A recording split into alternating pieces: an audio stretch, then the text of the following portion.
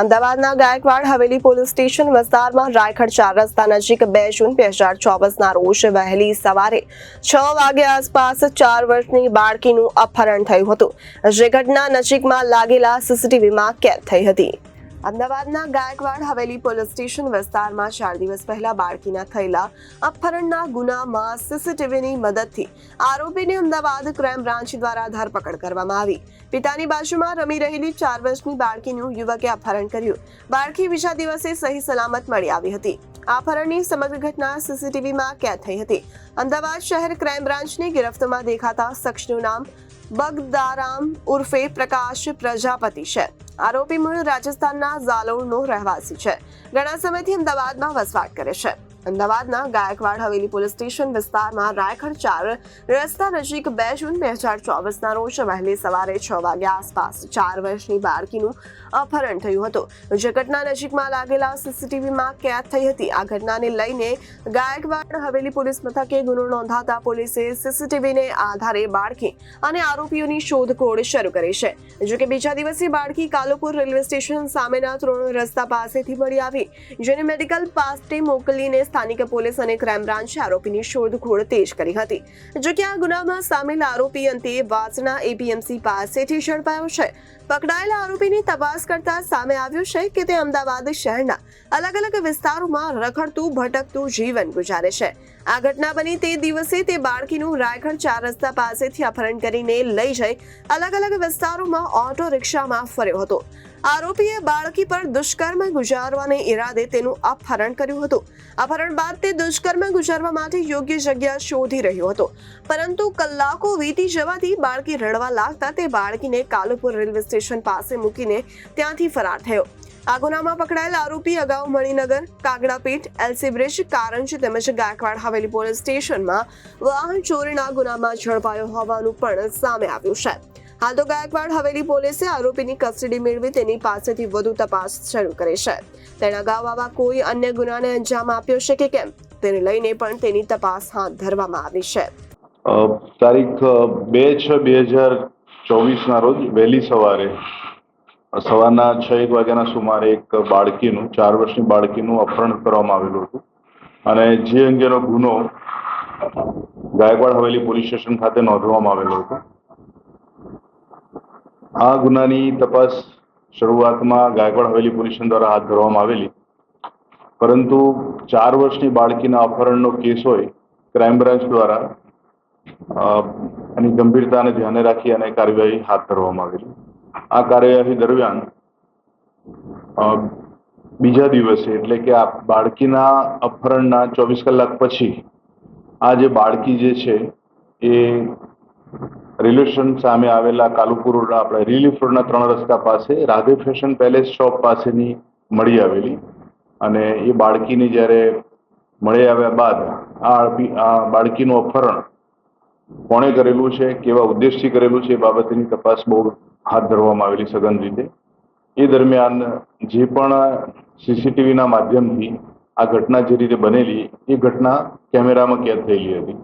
એ આધારે જ્યારે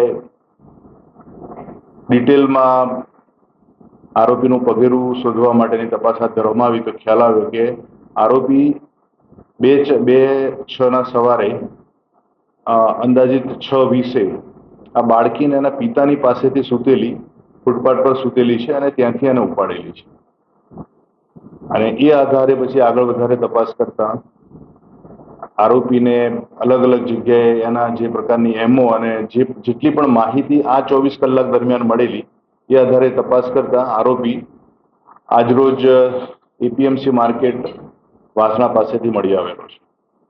આ આરોપી વિરુદ્ધ અગાઉ અમદાવાદ શહેરના અલગ અલગ પોલીસ સ્ટેશનમાં વાહન ચોરીના 7 ગુના નોંધાયેલા છે।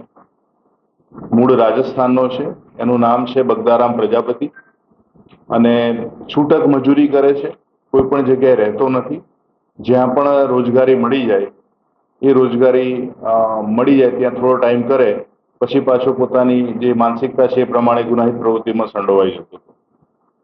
આરોપી જ્યારે અહીં અમદાવાદ આવ્યો એ અગાઉ ભાવનગર પાસે અયોધ્યાપુરમ ખાતે કોઈ પરચુરણ કામ કરતો હતો અને ત્યારબાદ એ અમદાવાદ આવ્યો હતો। અમદાવાદ આવ્યા બાદ એ રિવરફ્રન્ટના જે વિસ્તાર છે આપણો ઈસ્ટવાળો, ત્યાં એ રાત્રે સૂઈ જતો અને દિવસે રખડતો. જે દિવસે બનાવ બન્યો એ દિવસે એ જ્યાંથી પસાર થયો ત્યાં એણે જોયું કે એક બાળકી અને એના પિતા સૂઈ રહેલા છે. એટલે ત્યાં વળીને પાછો આવીને બેસી જાય છે અને એને તક મળતા જ એ બાળકીને ઉપાડીને ત્યાંથી નીકળી જાય છે. સદનસીબે બાળકી હેમખેમ પાછી મળી. આરોપીની વધુ પૂછપરછ હાલ ચાલુ છે અને આગળની વધુ તપાસ કાર્યવાહી માટે આરોપીને ગાયકવાડ હવેલી પોલીસ સ્ટેશન સોંપવામાં આવશે. લઈ જવાનો ઉદ્દેશ્ય હજી ક્લિયર નથી થતો. બાળકીને વેચીમાં દેવાનો હતો, કોઈ અન્ય રાજ્યમાં લઈ જવાનો હતો, શું તેનું પ્લાનિંગ હતું? જે પ્રાથમિક પૂછપરછમાં આરોપી પાસેથી જે જાણવા મળ્યું છે અને ભોગ બનનાર બાળકીએ જે પણ આઈઓ સમક્ષ જે એણે વર્ણન આપ્યું છે અને જે એની સાથે 24 કલાકમાં જે ઘટના બની એ બાબતે જોતા આરોપી સાથે બાળકી સાથે કોઈ દુષ્કર્મ નથી થયું, પણ એણે એ ઉદ્દેશથી જ એણે બાળકીને ઉપાડી હતી, દુષ્કર્મના ઉદ્દેશથી જ ઉપાડી હતી. આગળની કાર્યવાહી કઈ દિશામાં રહેશે અને અગાઉ આ રીતનું કોઈ કૃત્ય તેને કર્યું છે કે કેમ કોઈ બાળકના અપહરણનું અથવા તો તેને લઈને કોઈ અન્ય બનાવ એવું તપાસમાં સામે આવ્યું? એ સંબંધે આરોપીના આ જે ગુનાહિત ઇતિહાસ છે કે જે એણે અગાઉ વાહન ચોરીમાં સંડોવાયેલો છે, આ વખતે જે પ્રકારે સામે આવી ઘટના એ જોતા એની હાલ વધુ પૂછપરછ ચાલુ છે અને એ દરમિયાન જે પણ માહિતી મળશે એ પ્રમાણેની કાર્યવાહી હાથ ધરવામાં આવશે. અપહરણ કર્યાથી લઈને બાળકીને છોડી ત્યાં સુધી તે ક્યાં લઈને ફર્યો હતો, કઈ જગ્યાએ રાખી હતી અને છોડી દેવાનું કારણ શું અચાનક હતું? જે પણ થોડી ઘણી માહિતી મળેલી છે એ માહિતી મુજબ આરોપીની પાસે સમય હતો પણ એવી જગ્યા ના મળતા આ જે અનિચ્છનીય ઘટના બનતા અટકી ગઈ છે. ક્યાં ક્યાં ફર્યો હતો, કોઈ વિસ્તાર પછી?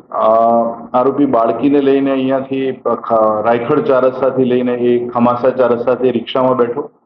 રિક્ષામાંથી એ કાલુપુર રેલવે સ્ટેશન સુધી પહોંચ્યો. પછી ત્યાંથી એ વિસ્તારોમાં ફર્યો થોડી વાર અને પછી બીજા દિવસે જ્યારે બાળકીએ રડવાનું વધારે શરૂ કર્યું એટલે એણે ત્યાં એને છોડી દીધી. Bureau report Janadesh news, Ahmedabad.